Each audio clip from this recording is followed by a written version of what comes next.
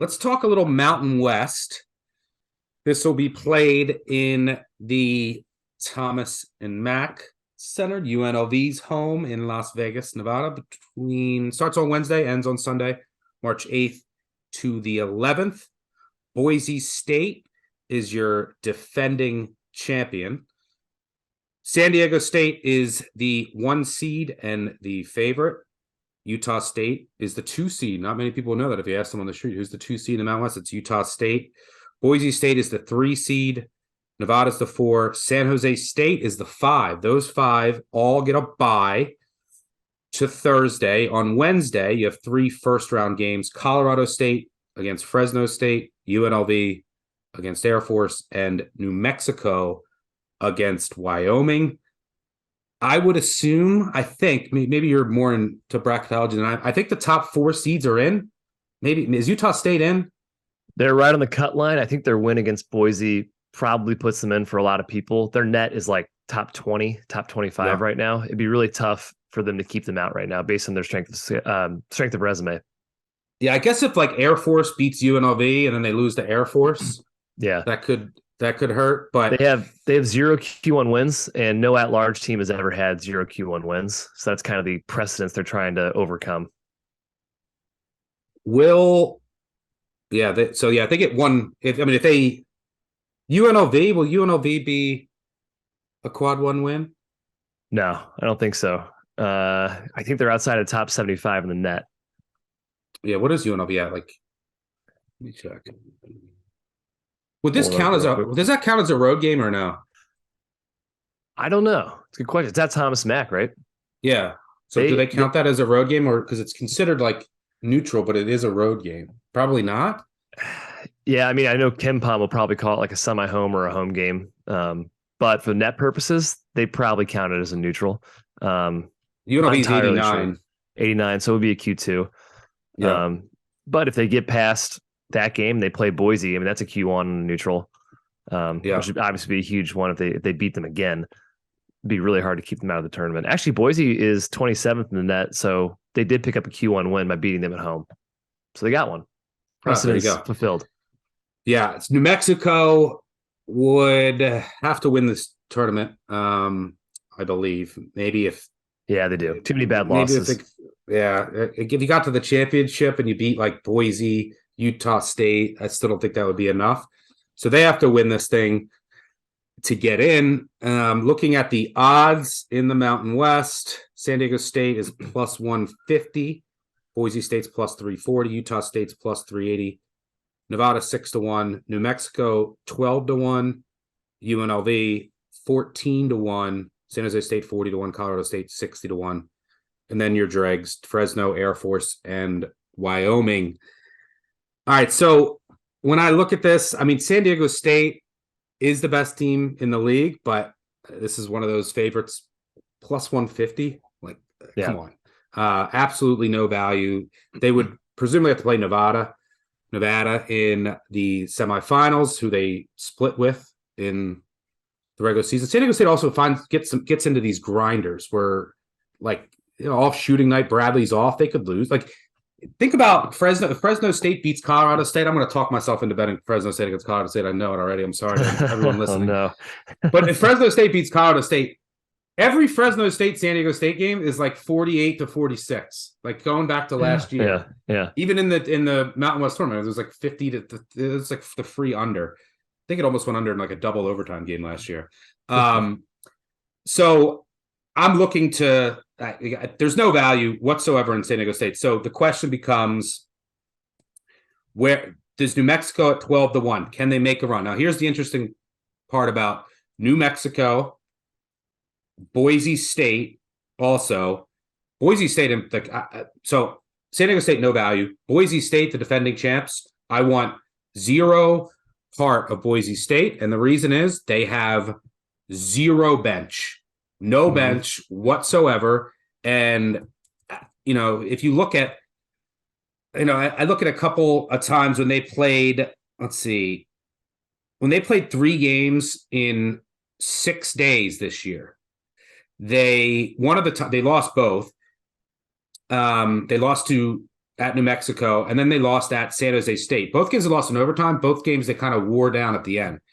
Now they're going to have to win 3 games in 3 days for a team that's 349th in bench minutes. If you look at New Mexico is going to have to win 4 games in 4 days. They are very reliant on their guards. They are 347th in bench minutes.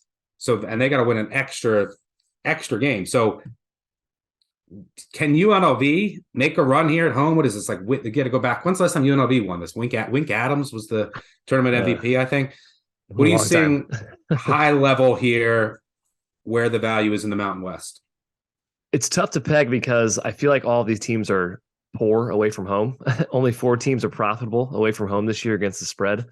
But I guess everyone's on the same playing field here except UNLV. The team I trust most is San Diego State. But to your point, there is no value here at plus 150, plus 135. I've seen it at a book around here in Illinois. And you have to go to Nevada, which they're not playing well down the stretch, but that's a dangerous team with plenty of talent. New Mexico does intrigue me. And the reason is they have so much talent at the guard position, right? It's March. We trust guards who can basically create their own shots, and they have 2 of them with House and Mashburn. I think they're well coached. And at the beginning of the year, when healthy, this team was awesome. They were 18-2 at one point. Obviously, injuries kind of slowed them down the back end, but they could definitely make a run. They have the formula. They can shoot, and they've also beaten Boise and San Diego State this season. Otherwise, I look for a team with really good defense. That is San Diego State and Boise. Boise, to their favor, they have no bench, but they have Marcus Shaver, a guard who can get a bucket, experienced point guard, and they have a fantastic defense. So I'm kind of leaning towards Boise as my pick here. Utah State intrigues me as well.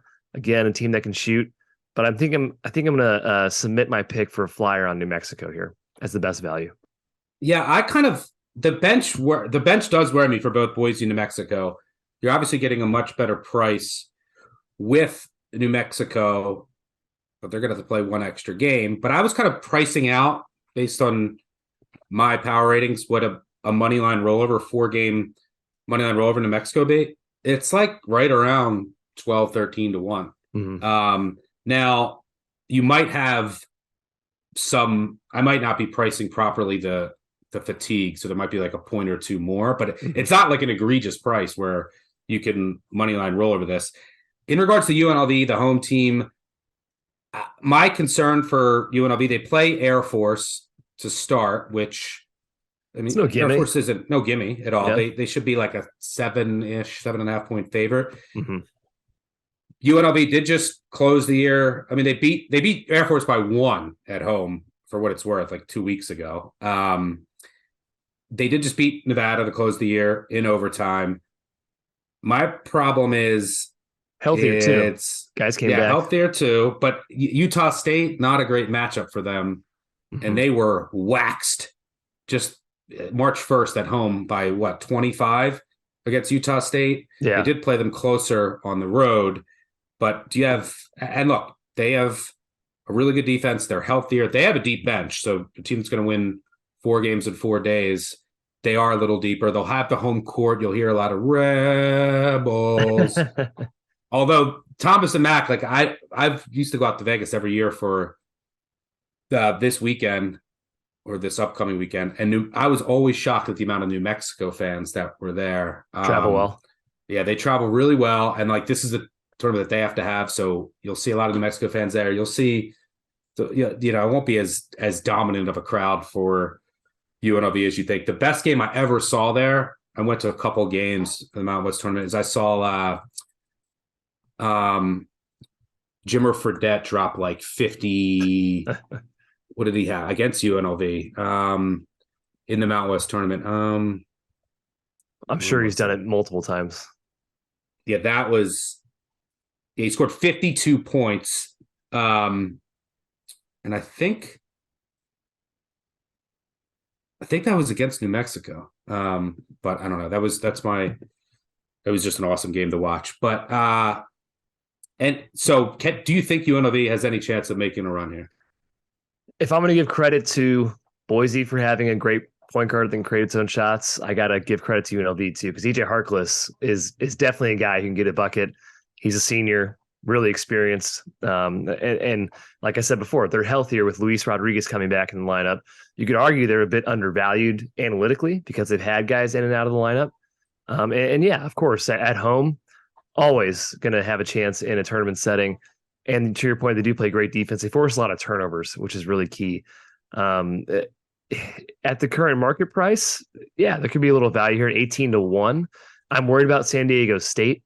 Obviously, who they play, or excuse me, they're on the other side of the bracket. I worry about Utah State. But from a value perspective, I could get there on UNLV if you tempted me. Yeah, this one's tough. Like I wish that some of the, in a way, I wish like San Diego State got the 2 seed because there's just zero value in them. And if you look, like San Diego State is very good. Their defense is elite, but look, they beat New Mexico on a 3 at the buzzer by 2. They beat Fresno State by 2. Fresno had a chance to win that game on a 3. They beat Utah State by 2. They beat Colorado State in overtime. Thin margins. Yeah, like it's a team that's going to grind it out and could easily go down. Like the price, there's absolutely no value there, which I think creates a little bit of value on Nevada. But I think that if you're going to play this conference tournament, the way to go is, and because of that, maybe you don't get San Diego State in the final, is you take a flyer on either if you want to back the home Rebs or if you want to back the Guards of New Mexico to make a run. I think that's the way to go here. Anything you're looking at first round or down the line of a potential matchup to bet? Well, I'm going to fade Wyoming. That's my first fade. I don't think they're going to hang with New Mexico at all. They just beat Nevada. That surprised the heck out of me. I don't know how they did that, frankly. But they showed their true colors again at San Diego State. I think they're just totally lifeless at this point. They're ready for their season to be over. So I'll probably be targeting New Mexico first round. Yeah, just an absolutely cursed year for Wyoming.